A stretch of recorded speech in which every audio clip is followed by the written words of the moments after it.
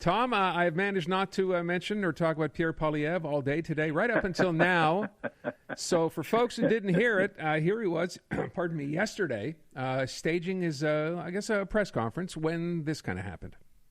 I'm being heckled here by. Thank you very much for your congratulation. Thank you very much for your questions. I'm going to begin my remarks now.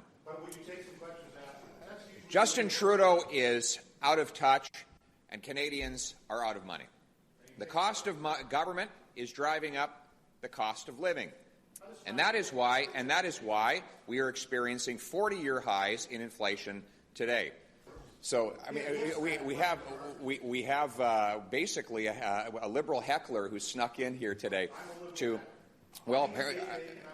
Are you going to let me make my statement? From the guy who actually reported first on the Prime Minister breaking the law. Yeah. Are you going to let's fade this down. So, obviously, Tom, you've heard this. That is Pierre Poilievre. The journalist he's referring to is a liberal heckler. Right. Well-respected journalist by the name of David Akin. To his credit, by the way, very respected journalist on all sides. Who did apologize. He said, lots of readers called me out about today's Parliament Hill presser. Many said I was rude and disrespectful to Pierre Poilievre. I agree. I'm sorry for that. We all want politicians to answer questions, but there are better ways of making that point. Yeah, it's very smart on David Akin's part. He's showing class. And what did Poilievre do with this? Well, let me read to you from a little letter that he sent right after that event. We can't count on the media to communicate our messages to Canadians. We have to go around them and their biased coverage. We need to do it directly with ads, mail, phone calls, and knocking on millions of doors. And to do all that, we need your help, i.e. your money. So chip in to help us go around the bias, and you click on the link, and you can give Pierre Poilievre some of your money. So all of this, of course, is the Pierre Poilievre show. Get used to it. You're going to see a lot of it. He also went after Alain Reyes, who courageously just stepped back from the Conservatives yesterday, chose to sit as an independent. Poilievre and his gang at the Conservatives, they sent out a note to people in the riding asking them to call upon Alain Reyes to resign. So this is the game that this guy likes to play. He thinks he's a guy. So he thinks that the best way to play baseball is to always throw only one pitch, a hard ball to the head. Well, you know what? You don't win too many ball games by doing that, and that's what Poilievre's eventually going to learn, and the people around him are going to figure out. But they're feeling a lot of hubris right now. They've been drinking their own bathwater. They're quite pleased with themselves after their weekend. They think they've won something nationwide. Other than the leadership of that party, they haven't won a heck of a lot. Tom, it's worth pointing out as well, David Akin is anything but a liberal anything, right? This is actually very important. I mean, I know David Akin, and I actually know him quite well. And I knew him when I was the leader of a left-leaning party, and I knew him when he was the former head of the Sun Media National Bureau group there in Ottawa. Sun Media, let's not kid ourselves. Yeah. They had Sun Television. That was Stephen Harper's Fox News.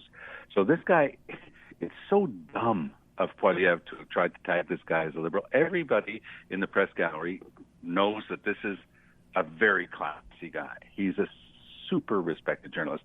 And he started defending himself to Poilievre. I don't know if you caught it, but he said, really, I'm the guy who was the first to break the story that the Prime Minister Trudeau had broken the law, which was his way of saying, I'm a journalist. I go after all of you with equal gusto and enthusiasm and professionalism.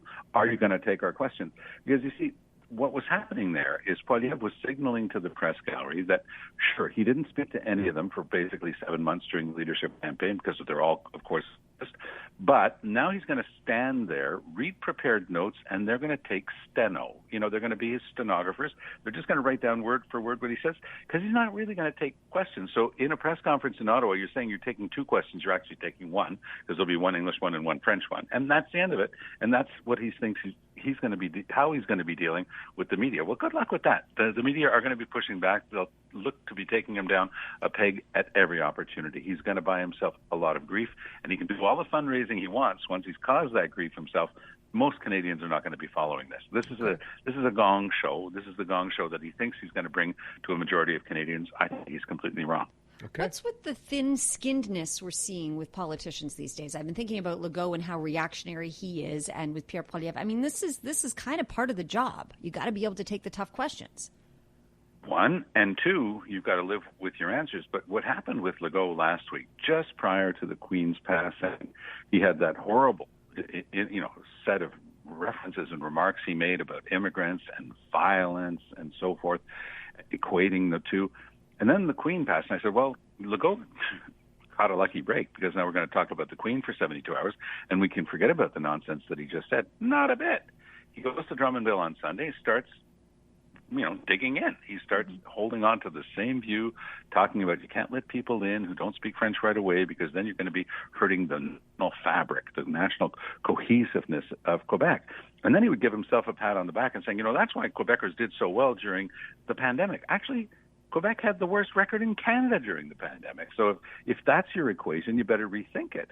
And this is Legault, but his numbers don't seem to be in trouble. There's going to be a big Léger poll published tomorrow morning on the day of the first big debate, the TVA debate tomorrow night. So, the carrots are being cooked. And I've been watching politics and been part of politics myself for a long time. But this is an incredible campaign. Nobody's broken away so far, but I do think that there's every chance that we're going to start to see some movement as of tomorrow.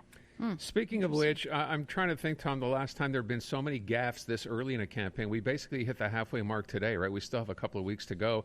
And today the Liberals, just a small rounding error, $12 billion mistake in their plan, in their budget. What do you make of this? It's unbelievable. The Conservatives famously made huge mistakes in their budget estimates. And, we talk about where stuff comes from. Well, here's the reality of it.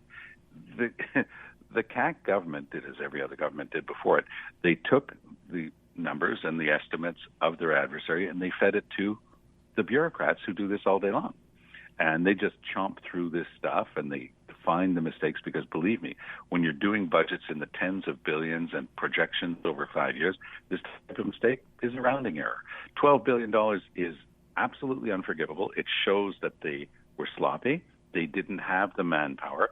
But when you look at the overall thing, it's not the end of the world. But it goes right back to the crappy campaign. Sorry for my language. It goes right back to the very lousy campaign, technically, that the Liberals have been running since the beginning. So even if Anglade herself has been quite strong, and a lot of the ideas are quite good, they couldn't find their candidate. Still a few candidates shy of the necessary 125, which is unthinkable. How is that even possible? Find somebody, put their name down on paper. Yeah. And we had a name for them. We used to call them NOBs, N-O-Bs, names on ballot. Find somebody, put somebody's name down there. A bunch of them got elected in 2011. Same thing happened with Mulroney. You just put people's names down. There was one guy who famously was on a beach with his wife in Florida, and he found out he'd just been elected to the House of Commons. He says, I don't want to do that. This is the type of thing that happens, but they can't even find people to do that. So that, it's been very frustrating. The Liberals that I've been talking to are pulling their hair out, but I said, well, get on the bus, do something, pitch in. And I think that's been part of Dominique Anglade's problem. She doesn't have that support from the long-term Liberals. She's just been allowed to drift. And even though she herself, I still say, has been quite good, I think it's going to really start to hurt them at some point. You can't keep piling up the mistakes like that and expect it not to eventually hurt you. But yeah, and how does she survive this? How does she possibly survive this and remain leader of the party? Well, I think that what's going to happen tomorrow, this is all in, to steal an image from a poker game. She has to go all in tomorrow. Mm-hmm, yeah. Without becoming a fringe player. In other words, she can't try a stunt. She can't do anything like that. But if she talks with passion about her own roots and what she's been through and her family, she might be able to connect with a lot of people. I watched a great interview. This is really worth picking up. Maya Johnson over at CTV did a great interview with Legault, and you can see the polish. You can completely disagree with everything that comes out of the guy's mouth, but you can see the polish in the answers and, the pitch and how he dealt with it. I think that Maya Johnson was fantastic in that interview, frankly.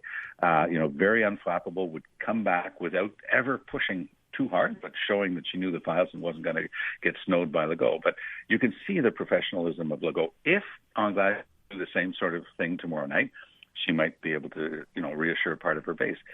Gabriel Nadeau-Dubois is going to go white hot. He's going to go after Legault, but he's also gunning for second place. This guy would love to see Quebec Solidaire hop into the official opposition slate. The numbers around the Conservative Party are mystifying. They keep moving. We're going to see some interesting numbers tomorrow. Has all of the information in the whirlwind around Éric Duhaime hurt his numbers in the past week? Quite possibly, but he's got a base that's immune to a lot of this stuff. Then, of course, the Parti québécois, I wouldn't be surprised, despite the fact that he did decently in that set-piece interview that was done on Radio Can.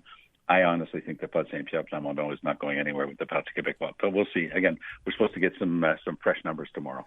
By the way, just to mention the Maya Johnson interview with Francois Legault, we're going to have that coming up right after the 5:30 news. So stick around for that because, she did a terrific job on that. Great. Tom, thank you so much. Appreciate it. All the best.